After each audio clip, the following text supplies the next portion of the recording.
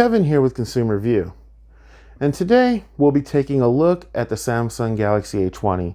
It's a budget smartphone priced at $199 on Amazon at the time of making this video. It's recently seen a price drop due to the release of the newer Samsung Galaxy A21. So what we want to do is take a look at the A20 and see if it's still worth picking up, as it's being sold by most cell phone providers alongside the newer A21. So what we're going to do is take a look at the A20 and see if it's still worth the money.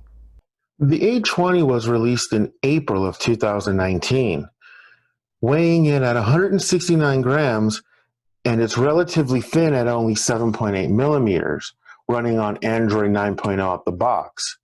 With a current update running, it can run Android 10, as you can see here. Now, as far as the build, it has a plastic body with a screen at 6.4 inches. The CPU is an octa-core with 2 processors. Now, 6 of those cores are running at 1.35 gigahertz, and the other 2 are running at 1.6 gigahertz. So there shouldn't be too much trouble running games or mid-weight applications. As you can see here, let's bowl really quick. All right, no trouble there. And it also comes with 3 gigs of RAM and 32 gigs of internal storage right out the box. There is a micro SD card slot allowing up to 1 terabyte of external storage. So it could have the potential of storing all your pictures, music, apps with the micro SD if you have a lot of media. Now, for the display, it's a Super AMOLED with a screen-to-body ratio of 85%.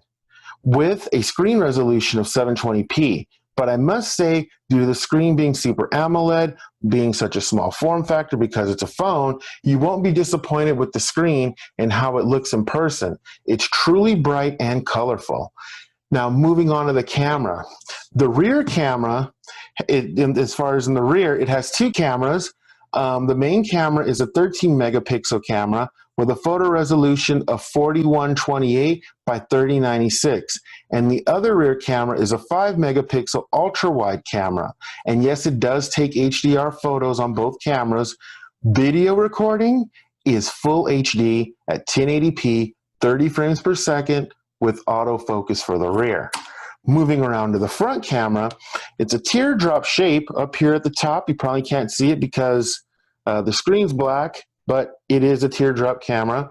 And it's an 8 megapixel camera.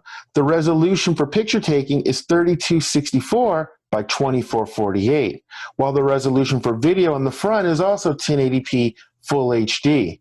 It supports the most commonly used video formats, MP4, WMV, MKV, along with, of course, the most common audio formats, MP3 WAVE, WMA FLAC, and EAAC+. Port connectivity, it's sporting a USB 2.0 Type-C here. You can see there, maybe you can see that. And it also has a 3.5 millimeter jack. Sorry, Apple. It also has NFC for paying the bills.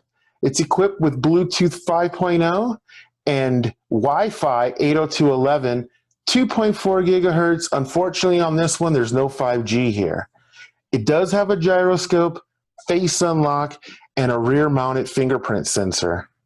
Battery capacity on this phone is good at 4,000 milliamp with a 15-watt fast charging brick. It comes in 4 colors: black, deep blue, red, and coral orange. So that was our quick rundown on the Samsung Galaxy A20. Hopefully you found this video informative when making a decision between the A20 and A21. I will be doing a video on the Samsung A31, which I would recommend over the Samsung A20 and 21. So be on the lookout for that. I did use the Samsung Galaxy A20 that was just reviewed for my daily driver for about 3 months, and I must say I didn't have any issues with it. I mean, it is a nice phone. The price difference between the A20 and 21 is about $20. So the A21 being a newer phone and the spec is slightly better, I would say just spend the extra $20 and go with the 21. But if you're going to compare between the 2021 and A31, I would definitely say go with the 31. But I will be doing a review on the 31. So like I said, again, be on the lookout for that. Share, like, and subscribe. And until next time, take care.